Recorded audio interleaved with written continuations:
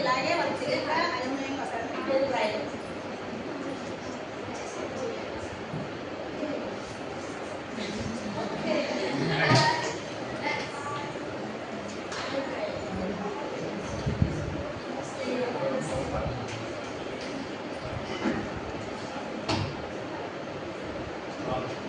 ఇంకా ఇందులో మనం అది మెయిన్ అండి. అది నేను టైం బట్టి గీయలేదు. హక్కు అనేది మనం తీసాను అనుకోండి. హక్కు అనేది కంపల్సరీగా మీరు వెళ్ళినప్పుడు పాఠశాలలో పెట్టండి. ఎందుకంటే చాలామంది పిల్లలు సింగిల్ పేరెంట్ స్టూడెంట్స్ అయి ఉంటారు. అంటే మదర్ ఎఫెక్షన్ కోల్పోయిన వాళ్ళు కొంతమంది ఉంటారు. మా పాఠశాలలో 10 మంది దాకా ఉంటారు.